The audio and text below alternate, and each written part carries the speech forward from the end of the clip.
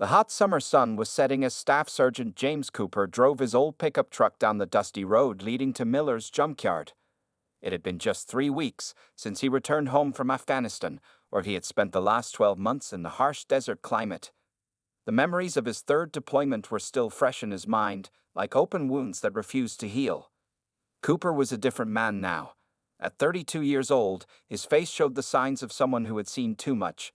His dark brown eyes, once full of youth, now carried a watchful look that never seemed to fade. Even though he was no longer in uniform, his military bearing was clear in the way he carried himself, back straight, shoulders squared, and always alert to his surroundings. As he pulled up to the junkyard's rusty gates, Cooper checked his watch. 5:45 p.m. The place would close in 15 minutes, but he knew Mr. Miller, the old owner, would let him look around. The elderly man had known Cooper's father years ago, back when both men were young and full of dreams about fixing up classic cars. The thought of his father made Cooper's chest tighten. John Cooper had passed away while the son was on his second deployment, leaving behind an unfinished project, a 1967 Ford Mustang that needed more love than money could buy. The car sat in Cooper's garage now, covered in dust, waiting for the right parts to bring it back to life. The gate creaked loudly as Cooper pushed it open. The sound of gravel crunching under his boots echoed through the maze of broken-down cars. Towers of crushed vehicles created narrow paths between them, like steel canyons that stretched into the shadows. The place had a certain peace to it, different from the chaos he had left behind in Afghanistan. "That you, James?" Mr. Miller's voice called out from his small office. The old man stepped outside, wiping his hands on an oil-stained rag. At 75, Miller was thin but tough, like a piece of worn leather that refused to tear. His white hair stuck out from under a faded baseball cap, and his blue work shirt had seen better days. "Yes, sir," Cooper replied, walking over to shake the old man's hand. "Hope you don't mind me coming by so late." Miller smiled, revealing the gap where his front tooth used to be. "For John Cooper's boy, never too late. Still looking for those Mustang parts?" Cooper nodded, pulling out a small notebook from his back pocket. "Need a few things. Original door handles, if you got them. Maybe some chrome trim pieces, too." "Check the backlot," Miller suggested, pointing toward a section where older cars rested. "Got 3 Mustangs back there from the 60s. Different years, but you might get lucky." Cooper thanked him and started walking toward the backlot. The evening air was getting cooler now, and long shadows stretched across the ground like dark fingers. He felt at home here among the broken machines. They were like him in a way, a little damaged, but not beyond saving. As he walked, Cooper's trained eyes scanned his surroundings out of habit. 3 years in Special Forces had taught him to always be aware, always be ready. Some people called it paranoia, but he knew better. It was this awareness that had kept him and his team alive in countless situations. The first Mustang he found was a '69, too new for what he needed. But there, behind a stack of old tires, he spotted the distinctive grille of a '67. His heart beat a little faster as he moved closer to inspect it. The car was in rough shape, but some of its parts might be salvageable. Cooper was so focused on examining the chrome trim that he almost missed the sound at first. But years of combat training had made his ears sharp. The distant rumble of motorcycle engines broke through the evening quiet, growing louder by the second. He straightened up slowly, his muscles tensing automatically as the sound came closer. Something in his gut told him this peaceful evening was about to become anything but quiet. The sound of motorcycles grew louder until it filled the entire junkyard.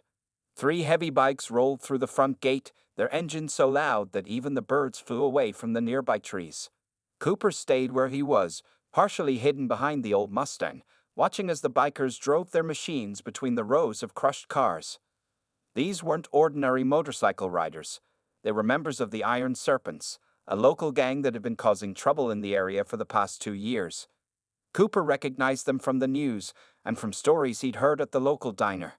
Their black leather vests showed their gang symbol, a twisted snake wrapped around a bloody sword. The leader, a huge man known as Snake, cut his engine first. He was well over 6 feet tall and built like a brick wall. His arms were covered in tattoos, and his long beard was streaked with gray. 2 other bikers stopped behind him. One was thin and wiry with a shaved head, the other short but muscular with a red bandana. "Miller," Snake's voice boomed across the junkyard. "Get your old ass out here. Time to talk business." Cooper watched as Mr. Miller came out of his office. The old man looked smaller now, his shoulders tense. This wasn't the first time the Iron Serpents had visited. Cooper could tell by the way Miller walked toward them, like someone approaching a dangerous animal. "Already told you boys," Miller said, trying to keep his voice steady. "I'm not selling. This yard's been in my family for 40 years. Snake laughed, but there was no happiness in the sound. "And look at it now. Just a pile of rust and junk.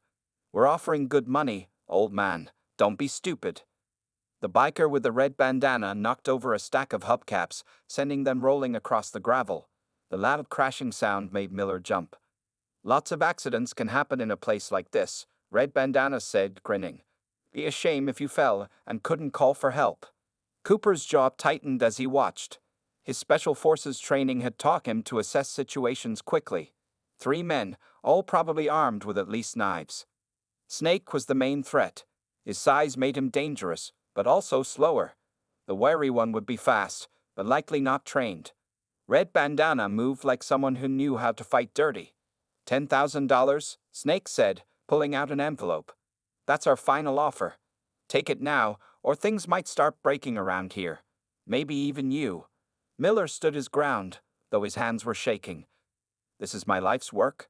I'm not selling to thugs like you." Snake's face turned dark with anger. He grabbed the front of Miller's shirt, lifting the old man slightly off the ground. "Wrong answer, Cramps. Maybe we need tow." The sound of boots on gravel made all 3 bikers turn. Cooper stepped out from behind the Mustang, walking toward them with calm, measured steps.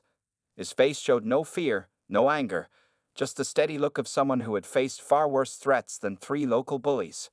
"Let him go," Cooper said quietly. His voice wasn't loud, but it carried the kind of authority that made people listen. Snake didn't release Miller, but his grip loosened slightly. "Mind your own business, boy. This is between us and the old man." Cooper took another step forward. The evening sun cast his shadow long across the ground, stretching toward the bikers like a warning. "Mr. Miller is a friend of my family," he said. "That makes it my business." The wiry biker moved to Cooper's left, while Red Bandana circled to the right. They were trying to surround him, but Cooper didn't change his steady pace. He'd been surrounded by Taliban fighters in dark mountain passes. These 3 didn't even come close to that level of threat. Snake finally shoved Miller aside, turning his full attention to Cooper. The old man stumbled but caught himself on a nearby car. The evening air grew thick with tension as Snake squared up to face Cooper, cracking his knuckles with a sound like breaking twigs. "Looks like we got ourselves a hero," Snake growled.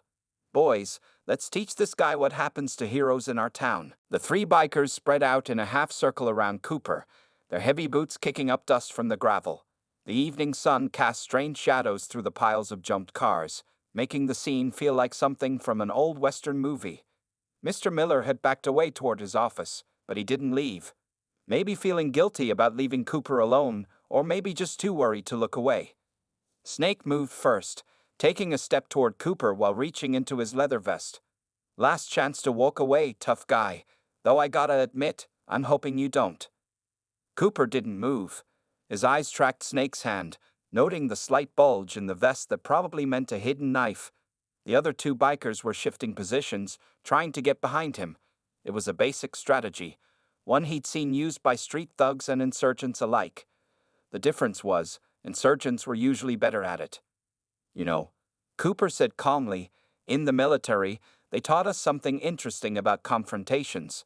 His voice was conversational, almost friendly, which seemed to confuse the bikers. They said the loudest person in the room is usually the most afraid. Red Bandana laughed, but it sounded forced. "Look at this guy trying to give us a lecture." He kicked over a stack of old taillights, sending red and amber glass scattering across the ground. "We ain't afraid of no soldier boy." Cooper kept his eyes on Snake while tracking the others in his peripheral vision. The wary one was getting nervous. Cooper could tell by the way he kept shifting his weight from foot to foot. That one would probably run if things got serious. Red Bandana was the wild card, the kind who might pull a weapon without warning. 3 years in Special Forces, Cooper continued, still in that calm voice. 2 years before that in regular army. Want to know what I learned? Snake's face twisted into an ugly smile. Please enlighten us, Professor. His hand was definitely gripping something inside his vest now. I learned that real fighters don't need to act tough. Cooper took one step to his right, causing the bikers to adjust their positions. They don't need to threaten old men or break things to prove themselves. The sun was getting lower, and the shadows from the jump piles were growing longer. A cool breeze carried the smell of oil and rust through the yard. In the distance, a dog started barking, as if sensing the coming violence. But most importantly, Cooper said, his voice dropping slightly, I learned how to deal with bullies who pick on people weaker than themselves. Snake's patience finally broke. Enough talking. He pulled out a switchblade, its metal catching the evening light. Let's see how tough you are when you're bleeding.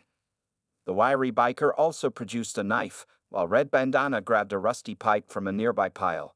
They thought they had the advantage. 3 armed men against 1. But Cooper saw something different. He saw poor stances, telegraphed movements, and the kind of overconfidence that got people hurt. Mr. Miller, Cooper called out, not taking his eyes off Snake, you might want to go inside now. The old man hesitated for a moment, then hurried toward his office. The sound of his door closing echoed through the yard. Nobody's coming to help you, hero. Snake growled, flicking open his switchblade. By the time we're done, you'll be begging us to let you crawl away. Cooper finally moved, shifting his weight slightly forward. His hands remained relaxed at his sides, but his whole body was ready to explode into action. Years of training and combat experience had taught him to be still until the perfect moment, like a coiled spring waiting to be released. That's where you're wrong, Cooper said softly. I'm not the one who's going to need help. The tension in the air was thick enough to cut with a knife. The only sounds were the distant barking dog and the gentle evening breeze rattling through the metal jungle of jumped cars. In that moment, just before the violence began, time seemed to slow down. Snake's face twisted with rage as he lunged forward, his knife slashing through the air where Cooper had been standing, except Cooper wasn't there anymore. Snake's knife cut through empty air as Cooper stepped smoothly to the side. The big biker's momentum carried him forward, making him stumble slightly. In that brief moment, everyone in the junkyard realized something important. They weren't dealing with an ordinary man. Cooper moved like water, flowing around the knife's path without wasted motion. His face remained calm, but his eyes had changed. They were harder now, focused with the kind of intensity that came from real combat experience. These weren't the eyes of someone who was afraid. They were the eyes of someone deciding how to end a fight before it really began. Last warning, Cooper said quietly. Walk away now, and we can all go home without trouble. Red Bandana didn't listen. He swung his rusty pipe at Cooper's head from behind, thinking he had a clear shot. But Cooper had fought in places where attacks could come from any direction at any time. Without even looking back, he ducked under the pipe and stepped between his attackers. The wiry biker with the second knife stood frozen, watching as his 2 friends missed their target completely. His hands were shaking slightly as he held his blade. He'd been in plenty of fights before, but something about the way Cooper moved told him this was different. Look at him, he's just one guy, Snake shouted, trying to encourage his friends. Take him down. Cooper sighed softly. He'd seen this too many times before. People who thought numbers alone meant victory. In Afghanistan, he'd learned that training and experience mattered more than counting heads. His special forces instructors had taught him how to handle multiple opponents, and these 3 were making all the classic mistakes. Red Bandana charged again, pipe raised high. At the same time, Snake moved in with his knife, trying to catch Cooper between them. It was a basic pincer movement, but their timing was off.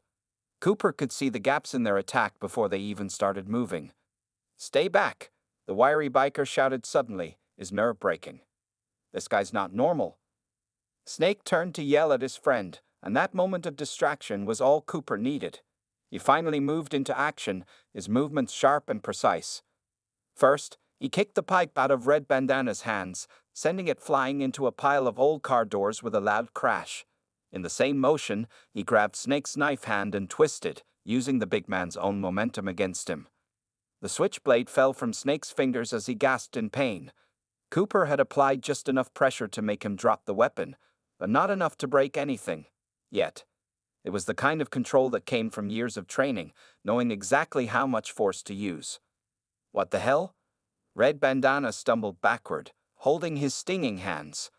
The pipe had been ripped from his grip so fast that it left his palms burning. The wiry biker started backing away, his own knife now pointed at the ground. "Snake, man, this isn't worth it," he said, his voice shaking. "This guy's some kind of special forces or something." Cooper still held Snake's wrist in a joint lock, keeping the bigger man slightly bent over and off balance. "Your friend is smart," he said calmly. "Military trained me to give enemies a chance to surrender before things get serious. That's what I'm doing now." Snake tried to pull free, but Cooper's grip was like iron. Every time he moved, pain shot through his arm. For the first time, real fear showed in the gang leader's eyes. He bullied plenty of people before, but he never faced someone who could control him so easily. The evening had grown darker, and the first stars were appearing in the sky above the junkyard. A cool breeze rustled through the maze of broken cars, carrying the sound of distant traffic. In this moment of pause, everyone could feel that they were standing at a crossroads. What happened next would depend entirely on whether these three bikers were smart enough to take the warning they'd been given. Snake's face twisted with rage and humiliation. Pride won out over common sense as he made his decision. "Nobody makes the Iron Serpents look weak," he growled. "Nobody." Snake's decision to continue fighting was exactly what Cooper had expected. In his years of military service, he'd learned that some people had to learn lessons the hard way. As Snake tried to throw a wild punch with his free hand, Cooper was already moving. In one smooth motion, Cooper used Snake's locked arm as a lever, spinning the bigger man around and sending him crashing into Red Bandana. Both men tumbled to the ground, kicking up clouds of dust from the gravel. The wiry biker, seeing his friends go down, turned to run, but his feet wouldn't move. Fear had frozen him in place. "Stay down," Cooper warned as Snake and Red Bandana struggled to get up. "This doesn't need to get worse." But Snake wasn't the type to listen. He pushed himself up, his face red with anger and shame. Red Bandana rolled to his feet too, picking up a handful of gravel and throwing it at Cooper's face. It was a dirty trick, but Cooper had fought in sandstorms. He turned his head slightly, letting the gravel scatter harmlessly past him. "You're dead." Snake roared, charging forward like an angry bull. Cooper shook his head slightly. In Afghanistan, he'd faced trained fighters who knew how to hide their intentions. Snake telegraphed every move before he made it. Cooper sidestepped the charge, helping Snake's momentum carry him into the side of an old truck. The impact made the whole vehicle rock on its rusted springs. Red Bandana tried to be smarter, moving in more carefully with his fists raised like a boxer. He threw a quick jab at Cooper's face, showing some actual training. But Cooper had sparred with army boxing champions. He slipped the punch and stepped inside Red Bandana's guard. What happened next was so fast that the wiry biker, still frozen in place, could barely follow it. Cooper struck 3 times, short, precise hits that looked almost gentle, but Red Bandana's eyes went wide, and he dropped to his knees, unable to breathe. Cooper had hit pressure points that his Special Forces instructors had shown him, temporarily paralyzing his opponent's muscles. "That's enough." The wiry biker finally found his voice, dropping his knife. The blade clattered on the gravel. "We give up?" But Snake wasn't finished. He pulled himself away from the truck, blood running from a small cut on his forehead. His eyes were wild now, all reason gone. He reached into his boot and pulled out a second knife, larger than the first one. "You should listen to your friend," Cooper said calmly. He stood relaxed, hands open at his sides. To anyone watching, it might look like he was vulnerable, but his whole body was balanced perfectly, ready to move in any direction. Snake lunged forward, slashing with the knife. Cooper's training took over completely. He moved inside the knife's arc, his left hand deflecting Snake's arm while his right hand struck the bigger man's elbow. There was a sharp popping sound as the joint locked, and the knife fell from Snake's nerveless fingers. Before Snake could even register the pain, Cooper swept his legs out from under him. The gang leader hit the ground hard, landing flat on his back. The impact knocked the wind out of him, leaving him gasping like a fish out of water. "Stay down," Cooper repeated, but this time it wasn't a suggestion. His voice carried the kind of authority that came from someone who had given orders in life-or-death situations. Red Bandana was still on his knees, just starting to get his breath back. The wiry biker had backed up against a stack of old tires, his face pale with fear, and Snake lay spread-eagled on the ground, fighting to breathe, his arm bent at an awkward angle. The entire fight had lasted less than 2 minutes. Cooper stood among the fallen bikers, his breathing steady and calm. He hadn't even broken a sweat. Years of combat training had taught him to end fights quickly and efficiently, without causing permanent damage unless absolutely necessary. From his office window, Mr. Miller watched with wide eyes. He had seen fights before, but nothing like this. The old man realized that he had just witnessed the difference between street brawlers and a professionally trained soldier. The evening air had grown colder as shadows lengthened across Miller's junkyard. Snake lay on the ground, his pride hurt worse than his body. Red Bandana was slowly getting his breath back, and the wiry biker stood frozen against the stack of tires. Nobody moved for several long seconds.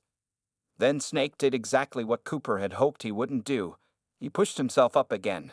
Blood from the cut on his forehead had run down into his right eye, making him look even more dangerous than before. His left arm hung awkwardly at his side where Cooper had locked the joint. "You think this is over?"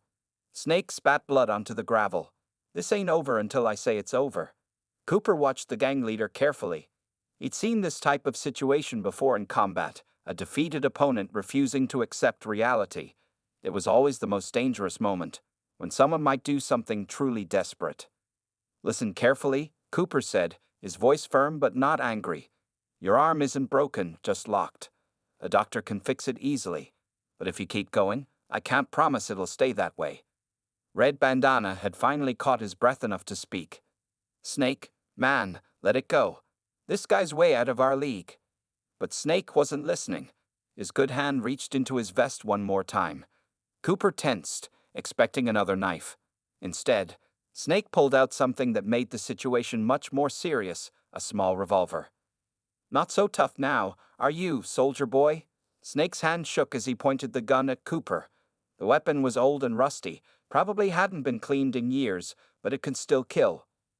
Cooper didn't panic. In Afghanistan, he faced fighters with much better weapons than this old revolver. His mind quickly calculated distances and angles, remembering his close-quarters combat training. "That's a Smith & Wesson Model 36, Cooper said calmly, surprising Snake with his knowledge. 5 shots, if it's fully loaded. When was the last time you cleaned it? That much rust on the barrel, it might explode in your hand if you try to fire it." Snake's hand wavered slightly. "Shut up. Just shut up." "The firing pin's probably corroded too." Cooper continued in the same calm voice, taking one small step to his left. "You pull that trigger, it might not even work. But if you drop it now, we can all walk away from this." The wiry biker suddenly found his courage. "Snake, he's right. We can't do this, man. Knives are one thing, but a gun? That's serious time if we get caught." Cooper kept talking, his voice steady and reasonable. "Your friend's smart. Right now, this is just a simple assault charge. Use that gun, and all 3 of you are looking at armed assault with a deadly weapon. Federal charges. Minimum 10 years. Sweat mixed with blood on Snake's face. His hand was shaking badly now, the gun's barrel moving in small circles. Cooper watched those movements carefully, knowing that scared people with guns were often more dangerous than angry ones. "You're done here," Cooper said firmly. "The smart play is to leave." Now, his voice carried the kind of authority that made even hardened fighters listen. For a moment that seemed to stretch forever, Snake stood there, gun pointed at Cooper. The only sounds were the distant barking of dogs and Snake's heavy breathing. Then finally, his hand dropped. The rusty revolver fell to the gravel with a dull thud. "This ain't over," Snake muttered, but the words were empty now. Everyone could hear the defeat in his voice. "It is over," Cooper replied. "And if you're smart, you won't come back." The wiry biker was already backing toward his motorcycle. Red Bandana struggled to his feet, his legs still shaky from Cooper's pressure point strikes. Snake stood there for another moment, his face a mask of pain and humiliation, before finally turning away. Cooper watched them carefully, ready for any last desperate moves, but the fight had gone out of them completely. The sun had almost set now, painting the sky in deep purples and reds above the towers of jumped cars. In the growing darkness, three very different bikers limped toward their motorcycles, leaving behind their weapons and what was left of their reputation. Before the bikers could reach their motorcycles, Cooper's voice stopped them. "Wait!" The single word carried enough authority to freeze them in place. "We're not quite finished." Cooper walked over and picked up the rusty revolver from the gravel, handling it carefully. He removed the bullets and dropped them into his pocket, then tossed the empty gun to Snake, who caught it awkwardly with his good arm. "Your phones," Cooper said. "Put them on the hood of that car." He pointed to a nearby wreck. When they hesitated, he added, "Now." The three bikers looked at each other, then slowly pulled out their cell phones. They placed them on the rusty hood, careful to stay out of Cooper's reach. Their movements were stiff and cautious, like wounded animals trying not to show their pain. "Wallets too," Cooper continued. "I want to know exactly who I'm dealing with." Snake's face twisted in anger, but he didn't argue. His wallet came out first, followed by the others. Cooper stepped forward and picked up each phone and wallet, his movements precise and controlled. He never turned his back on the bikers as he checked their IDs. "Michael Snake Davidson," Cooper read aloud. "Tommy Red Wilson. James Peters." He looked at each man as he said their names. "I'm going to take pictures of your IDs and your faces.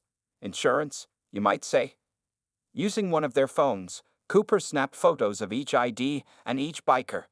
The flash lit up their bruised and defeated faces in the growing darkness. None of them dared to protest. "Here's what's going to happen," Cooper said, his voice calm but firm. "You're going to leave this place and never come back. Not just the junkyard, I mean this whole area. Mr. Miller's business is now under my protection." He handed back their phones and wallets, keeping the photos he'd taken. "If anything happens to this place, anything at all, these photos go to the police, along with a detailed statement about tonight, including that illegal weapon." Snake cradled his injured arm, trying to look tough despite his obvious pain. "You can't tell us where we can and can't go." Cooper stepped closer to Snake, his voice dropping lower. "I got friends in law enforcement, army buddies who became cops. One phone call, and they'll take a very close look at you and your gang. Every traffic stop, every parking ticket, every little thing becomes a major investigation. Do you want that kind of attention?" The wiry biker, James Peters, spoke up nervously. "We get it, man. We'll stay away." "Smart man," Cooper nodded. "And just so we're clear, if you try to retaliate against Mr. Miller, or if I hear about you causing trouble anywhere else in town, those photos go public. Every business owner will know exactly who you are and what you look like. Your days of intimidation will be over." Red bandana touched his chest where Cooper had hit him, wincing at the memory. "What about our reputation? People hear about this. We're done anyway." "That's your choice," Cooper replied. "Leave quietly, and nobody needs to know what happened here. Try anything stupid, and everyone finds out how 3 iron serpents got taken down by one man." The message was clear. Cooper had given them a way to save face, as long as they followed his rules. The three bikers looked at each other, understanding their situation perfectly. Mr. Miller had come out of his office and stood watching from a safe distance. The old man's face showed a mixture of relief and amazement as he watched the once threatening bikers receive their final instructions. "One last thing," Cooper said, reaching into his pocket. He pulled out the bullets from Snake's gun. "I'm keeping these. Consider them a reminder of what could have happened if you made an even bigger mistake tonight." The evening had grown dark enough that the junkyard's security lights had come on, casting long shadows across the gravel. In their harsh glare, 3 beaten bikers stood listening to a soldier lay down the law, knowing their lives in this town would never be the same. The sound of motorcycle engines faded into the distance as Snake and his 2 friends rode away from Miller's junkyard. They rode slowly, their usual confident swagger replaced by careful movements that showed their injuries. Cooper watched until their taillights disappeared around the corner, making sure they weren't planning any last-minute surprises. Mr. Miller walked over to Cooper, shaking his head in amazement.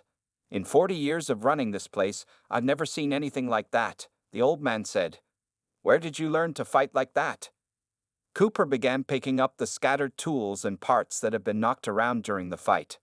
"Special forces taught me how to end fights quickly," he replied. "But they'd also taught me something more important: how to prevent them from starting again." The next morning, word spread quickly through the small town. Nobody knew exactly what had happened at the junkyard, but people noticed changes. The iron serpents, who used to roar through the streets like they owned them, were suddenly nowhere to be seen. Their usual hangouts, the bar on 5th Street, the pool hall downtown, even the gas station where they used to gather, all sat empty of motorcycles. A week passed, then two. Mr. Miller's business actually improved as more customers felt safe coming to the junkyard. The old man started smiling more, standing straighter, like a weight had been lifted from his shoulders. Cooper visited the junkyard regularly, continuing his search for parts for his father's Mustang. Each time he came, Mr. Miller would have a cup of coffee waiting for him in the office.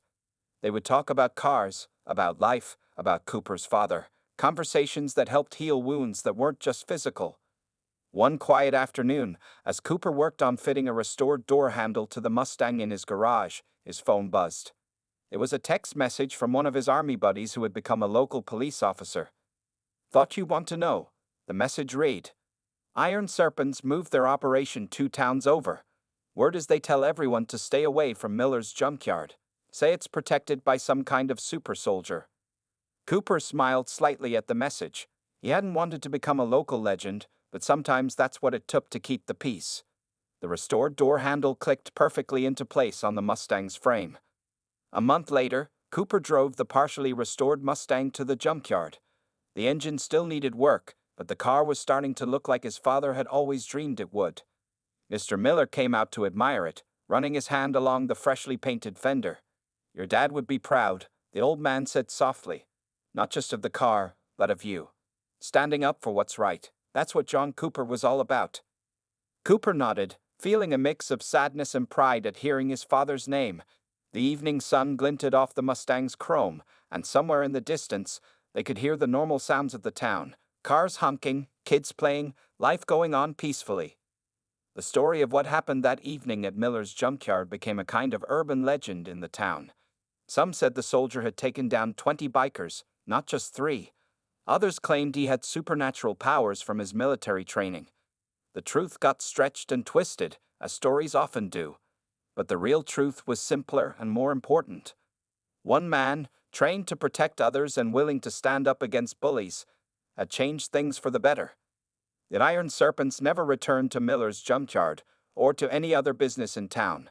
They had learned a lesson that Cooper's father had taught him long ago. Sometimes the strongest person isn't the one who can fight the best, but the one who knows how to make the fighting stop.